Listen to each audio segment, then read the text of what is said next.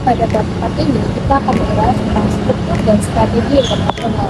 Ada beberapa tujuan pembelajaran dari bab ini. Yang pertama yaitu mempertimbangkan definisi alternatif dari perusahaan multinasional.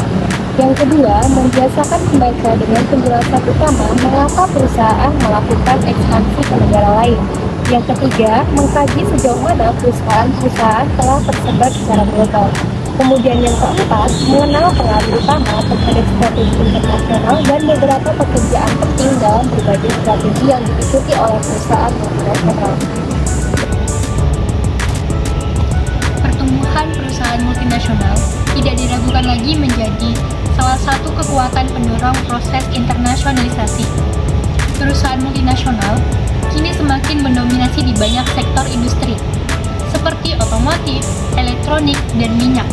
Sementara itu, mereka juga mendominasi di sektor jasa, khususnya keuangan dan telekomunikasi. Besarnya skala operasi perusahaan multinasional memiliki dampak yang besar bagi negara dan bangsa. Nah, pada bab ini kita akan membahas tentang 4 isu terkait, dimulai dengan menjawab pertanyaan, bagaimana mendefinisikan perusahaan multinasional. Yang kedua, kita akan mengeksplorasi berbagai faktor yang dapat memotivasi para manajer senior untuk memperluas perusahaannya melintasi batas negara. Isu ketiga, yaitu kita akan membahas tentang sejauh mana perusahaan multinasional dapat menjadi bersifat global. Dan pada bagian terakhir bab ini, kita akan membahas tentang sifat strategi dan struktur di perusahaan multinasional. Penelitian yang dilakukan karya Koase 1937 yang kemudian dikembangkan oleh Williamson 1975 yang berargumentasi bahwa perusahaan didirikan untuk menghindari biaya transaksi yang terlibat dalam pertukaran pasar. Mereka mendefinisikan perusahaan sebagai alat untuk mengkoordinasikan produksi tanpa menggunakan pertukaran pasar. Dengan kata lain, perusahaan didefinisikan dalam kaitannya dengan kepemilikan organisasi produktif. Dari definisi perusahaan inilah muncul definisi perusahaan multinasional yang paling banyak digunakan. Banyak ekonom yang mengadopsi pendekatan Koasian dalam mendefinisikan perusahaan multinasional sebagai perusahaan yang koordinasi produksinya tanpa menggunakan pertukaran pasar, membawa perusahaan melintasi batas negara melalui investasi langsung. Fokusnya di sini adalah pada kepemilikan sah atas operasi di setidaknya 2 negara sebagai ciri yang menentukan apa yang dimaksud dengan perusahaan multinasional dalam definisi sempit. Sedangkan perusahaan multinasional dalam definisi luas menurut Cowling dan Sardan didefinisikan perusahaan multinasional sebagai sarana untuk mengkoordinasikan produksi dari satu pusat pengambilan keputusan strategis, di mana koordinasi ini membawa perusahaan melintasi batas-batas negara. Fokusnya di sini adalah pada pengendalian operasi produktif di setidaknya 2 negara dan bukan pada kepemilikan sah atas operasi produktif tersebut. Definisi yang luas memiliki keunggulan dibandingkan definisi yang sempit. Dalam dampak yang lebih luas yang memiliki perusahaan multinasional di seluruh rantai produksi. Beberapa perusahaan multinasional sangat bergantung pada subkontrak dan waralaba kepada pemasok atau pengecer. Namun definisi yang luas tersebut tidak begitu berguna dalam menilai kewajiban hukum. Misalnya, perusahaan multinasional pada umumnya tidak bergantung secara hukum atas kerusakan lingkungan yang timbul dari operasi subkontraktor. Dan mereka juga tidak bertanggung jawab atas kasus-kasus tindak pidana dalam pekerjaan yang terjadi pada subkontraktornya. Secara keseluruhan, definisi yang luas ini dapat menyoroti pentingnya pengendalian proses produksi dan penyediaan jasa lintas batas negara. Lalu selanjutnya motivasi untuk internasionalisasi. Keberadaan perusahaan multinasional atau MNC dilakukan sebagai langkah logis dalam perkembangan kapitalisme internasional. Seiring dengan evolusi ekonomi kapitalis, dari perdagangan komoditas hingga investasi portofolio, perusahaan akhirnya mendirikan operasi langsung di luar negeri. Motif yang mendorong adanya internasionalisasi perusahaan diantaranya seperti keinginan untuk mengamankan pasokan bahan baku, mengambil kendali langsung atas produksi, dan juga mencegah persaingan menguasai pasar. Perusahaan juga ingin mengakses adanya faktor produksi yang berbeda, seperti tenaga kerja yang murah di negara-negara berkembang. Lalu teori New International Division of Labor atau NIDL mengusulkan bahwa perusahaan-perusahaan dari negara-negara industri maju cenderung memindahkan produksi ke negara-negara berkembang untuk memanfaatkan perbedaan upah dan meminimalkan biaya produksi. Namun, pendekatan ini telah dikritik karena tidak memperhitungkan perbedaan produktivitas antar negara dan faktor-faktor lain seperti akses pasar. Konsep rantai nilai global memberikan penjelasan yang lebih baik tentang bagaimana proses produksi dikoordinasikan di berbagai negara. Ini menggambarkan bahwa perusahaan multinasional cenderung tetap melakukan operasi berketerampilan tinggi seperti desain, administrasi, dan pemasaran tetap pada negara-negara maju. Sebaliknya, untuk kegiatan operasi berketerampilan rendah tetap pada negara-negara berkembang. Baiklah, di sini saya akan menjelaskan materi selanjutnya. Salah satu motivasi utama bagi perusahaan untuk menjadi perusahaan multinasional adalah investasi pencarian pasar. Artinya, perusahaan ingin mengakses pasar baru dan memanfaatkan peluang bisnis di negara lain. Hal ini terutama terlihat dalam pola dominan investasi asing langsung atau FDI, di mana negara-negara dengan ekonomi pasar maju menjadi penerima utama FDI. Keunggulan kompetitif menjadi faktor kunci dalam bersaing dengan perusahaan nasional di pasar internasional. Perusahaan multinasional perlu memiliki keunggulan kompetitif yang tidak dimiliki oleh perusahaan di negara lain agar dapat bersaing secara efektif dengan perusahaan nasional di pasar-pasar yang mereka masuki. Manajemen sumber daya manusia atau MSDM dalam perusahaan multinasional memiliki peran penting dalam mengelola kebijakan ketenagakerjaan dan memastikan konsistensi di seluruh perusahaan. MSDM juga harus mempertimbangkan perbedaan budaya dan hukum ketenagakerjaan di berbagai negara. Selanjutnya, multinational corporation cenderung tetap terkonsentrasi di negara asalnya dan negara-negara tetangga. Hal ini dapat disebabkan oleh preferensi untuk mengoperasikan bisnis di lingkungan yang lebih dikenal, lebih mudah diatur, dan memiliki risiko yang lebih rendah. Selain itu, faktor-faktor seperti kebijakan pemerintah, infrastruktur, dan ketersediaan sumber daya juga mempengaruhi keputusan lokasi multinational corporation. Selanjutnya, perusahaan multinasional lebih memilih lokasi yang dekat dengan negara asalnya saat melakukan investasi asing.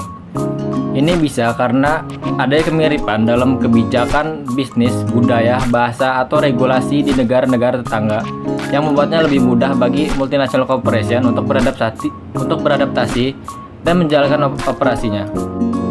Selanjutnya ada model Uppsala. Model ini dikembangkan oleh para akademisi di Universitas Uppsala. Ide dasar di balik model ini adalah bahwa internasionalisasi perusahaan merupakan proses bertahap yang muncul dari serangkaian keputusan bertahap daripada beberapa lompatan besar ke depan. Hal ini dikarenakan perusahaan tidak memiliki pengetahuan dan sumber daya tentang beroperasi di sistem lain karena jarak psikis antara negara yang didefinisikan sebagai faktor-faktor yang mencegah atau mengganggu arus informasi antara perusahaan dan pasar. Selanjutnya ada penggunaan indeks transnasionalitas atau TII. TII digunakan sebagai alat untuk mengukur seberapa besar multinational corporation terinternasionalisasi dengan mencakup rasio penjualan, aset dan tenaga kerja luar negeri terhadap total penjualan, aset dan tenaga kerja. TII memberikan gambaran tentang sejauh mana MNC terhubung dengan negara asalnya dan sejauh mana mereka tersebar secara global. Materi selanjutnya adalah mengenai kedatangan perusahaan global.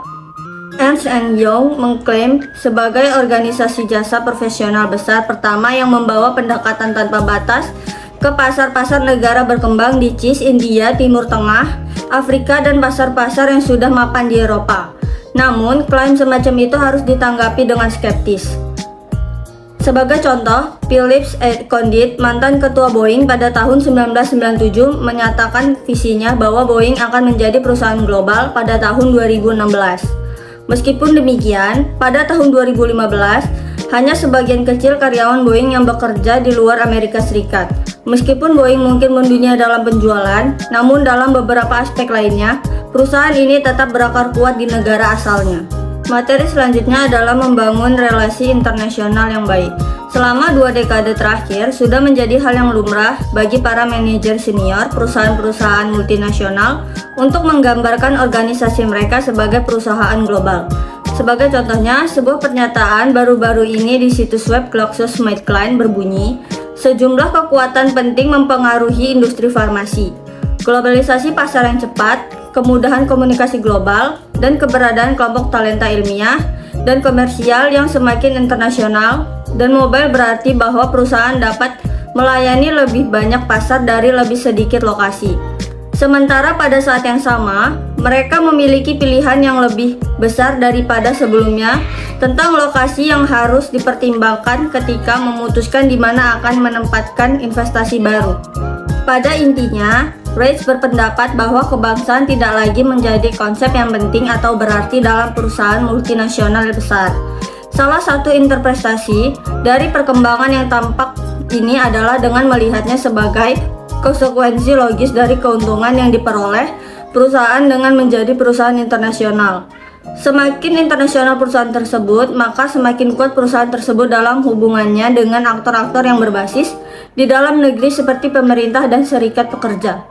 Dengan demikian, terdapat insentif yang kuat bagi perusahaan untuk semakin menyebar ke berbagai negara dan memutuskan hubungan mereka dengan negara asalnya. Saya akan melanjutkan materi dari rekan saya. Pengaruh utama pada strategi dan struktur di perusahaan multinasional. Yang pertama yaitu perusahaan multinasional. Pada periode 1920 hingga 1950 ini disebut oleh Gosal dan Bartley sebagai era multidomestik. Dalam dekade ini, dasar terjadinya persaingan sangat berbeda antara satu negara dengan negara lainnya. Selera konsumen beragam dan proteksionisme perintah merajalela, sehingga tekanan terhadap diferensiasi lokal menjadi dominan. Strategi dan struktur terkait yang paling sesuai dengan kondisi ini adalah apa yang Gosal dan Bartley sebut sebagai multinasional, yang mereka definisikan sebagai kumpulan perusahaan nasional yang mengelola bisnis lokal mereka dengan arahan minimal dari kantor pusat. Implikasinya adalah kebutuhan akan pengetahuan dan keadilan akan sedikit tersebar melintasi batas negara, sebagaimana seluruh bagian dari proses produksi atau penyediaan jasa dilaksanakan di satu lokasi. Selanjutnya yaitu perusahaan global. Pada periode tahun 1950 hingga 1980 ditandai dengan sejumlah perkembangan, yaitu biaya transportasi dan komunikasi mulai turun secara real, skala efisiensi minimum turun sehingga skala ekonomi menjadi lebih penting, dan perdagangan menjadi kurang diatur. Dalam hal SDM, replikasi pendekatan negara asal berarti terdapat beberapa penerapan praktik negara asal di anak perusahaan asing, khususnya yang berkaitan dengan organisasi kerja. Dengan demikian, akan ada pendekatan perusahaan induk yang berbeda terhadap MSDM. Salah satu cara terjadinya hal ini adalah melalui penggunaan ekspatriat sebagai penegak kebijakan kantor pusat, dan akibatnya perusahaan dengan strategi global menggunakan sejumlah orang untuk penugasan internasional. Selanjutnya, perusahaan internasional. Pada periode dari tahun 1950-an hingga 1980-an juga ditandai dengan tekanan lebih lanjut terhadap perusahaan multinasional, yaitu pentingnya penyebaran inovasi ke seluruh perusahaan. Strategi kelompok perusahaan ketiga terutama didasarkan pada transfer dan adaptasi pengetahuan atau keahlian perusahaan induk ke pasar luar negeri. Perusahaan-perusahaan ini adalah perusahaan yang disebut perusahaan internasional. Kurang tersentralisasi dibandingkan perusahaan global karena manajemen lokal dapat memvariasikan sifat produk atau jasa ke pasar nasional, namun jauh lebih tersentralisasi dibandingkan perusahaan multinasional. Perusahaan jenis ini melakukan tidak berhubungan langsung dengan perusahaan multinasional parlemuter, namun dapat dilihat sebagai gabungan dari perusahaan polisentris dan etnosentris. Selanjutnya yaitu perusahaan transnasional. transnasional melibatkan penciptaan jaringan situs yang terintegrasi, yang masing-masing memiliki peran berbeda. Pabrik-pabrik dalam jaringan mempunyai peran yang berbeda. Dalam hal ini, tugas mereka adalah mengkhususkan diri pada bagian tertentu dari proses produksi atau penyediaan jasa. Integrasi operasi internasional melalui jaringan juga memungkinkan terwujudnya efisiensi skala di tingkat global, sehingga mencapai tingkat integrasi global. Perusahaan transnasional dapat merespon ketiga tekanan utama terhadap perusahaan yang beroperasi lintas batas. Transnasional mempunyai sejumlah implikasi penting bagi sumber daya manusia. Praktik yang ada di tingkat pabrik sebagian akan mencerminkan inovasi di bagian lain dari jaringan. Bukan hanya inovasi di bagian tersebut di negara asal seperti di perusahaan global dan perusahaan internasional. Selanjutnya ada pentingnya politik organisasi di perusahaan internasional. Yang pertama, politik organisasi itu penting karena dapat mempengaruhi kebijakan dan regulasi yang mengatur lingkungan bisnis, seperti peraturan perpajakan, lingkungan, dan perdagangan. Yang kedua, politik juga dapat mempengaruhi reputasi dan citra suatu organisasi. Suatu tindakan yang diambil oleh pemimpin atau pemilik perusahaan itu dapat memberikan tanggapan kuat dari masyarakat, pelanggan, dan pemangku kepentingan lainnya. Dan yang ketiga, politik juga dapat mempengaruhi budaya organisasi dan dinamika di dalamnya. Karyawan itu biasanya membawa tanggapan politik sendiri itu ke tempat kerja, sehingga dapat menciptakan ketegangan antar karyawan, mempengaruhi komunikasi, dan bahkan mengganggu produktivitas. Selanjutnya ada keterikatan strategi. Dalam konteks strategi organisasi, keterikatan strategi itu mengacu pada hubungan antara kebijakan politik dan strategi yang diambil oleh suatu perusahaan. Keterikatan strategi ini mencakup pemahaman mendalam mengenai kebijakan politik, regulasi, dan arah kebijakan pemerintah yang dapat mempengaruhi aktivitas bisnis suatu perusahaan. Dengan memahami dan merespons secara tepat terhadap perubahan kebijakan politik, maka organisasi itu dapat mengoptimalkan strategi mereka agar tetap relevan dan berkelanjutan di lingkungan yang terus berubah. Jadi kesimpulan pada bab ini yaitu membahas definisi perusahaan multinasional, motivasi internasional, orientasi global, dan dampak lingkungan eksternal, perubahan dalam sistem nasional, peluang globalisasi, dan tekanan inovasi mempengaruhi operasi perusahaan. Meskipun diperlukan jaringan fleksibel, tantangan politik internal, dan efek negara asal mempengaruhi visi tentang jaringan. Jadi kesimpulannya, elemen lintas batas negara menjadi penting dalam operasi perusahaan multinasional. Baik, selanjutnya kita ke studi kasus dengan judul Auto Power Shaking of its American Origins. Studi kasus ini saya simpulkan atau saya singkat. Jadi Auto Power adalah perusahaan multinasional asal Amerika Serikat yang didirikan di Midwest pada awal abad ke-20. Keluarga pendiri memainkan peran penting dalam membentuk gaya manajemen dan nilai perusahaan. Meskipun perusahaan telah mengadopsi pendekatan internasional dalam beberapa aspek, akar Amerikanya sulit untuk dihilangkan sepenuhnya. Pengaruh keluarga pendiri meluas ke operasi internasional, termasuk di Inggris, di mana perusahaan memiliki pendekatan konstruktif terhadap serikat pekerja. Auto Power juga telah mendorong keberagaman dengan menekankan pentingnya komposisi tenaga kerja yang mencerminkan komposisi etnis masyarakat di semua lokasi. Namun, tekanan eksternal dari lembaga keuangan telah membuat manajer senior lebih fokus pada anggaran dan target keuangan, mengurangi perhatian terhadap kebijakan SDM internasional. Upaya untuk melibatkan untuk perusahaan dalam pengambilan keputusan pun memiliki dampak terbatas, dan jaringan internasional di dalam perusahaan sulit untuk direalisasikan. Baiklah, akan saya lanjutkan dengan pertanyaannya. Pertanyaannya yakni apakah tidak dapat dihindari bahwa perusahaan multinasional akan menghadapi kesulitan dalam mencoba mewujudkannya? Jawabannya tidak. Tidak selalu dapat dihindari bahwa perusahaan multinasional akan menghadapi kesulitan dalam mencoba membuat pendekatan mereka yang kurang etnosentris.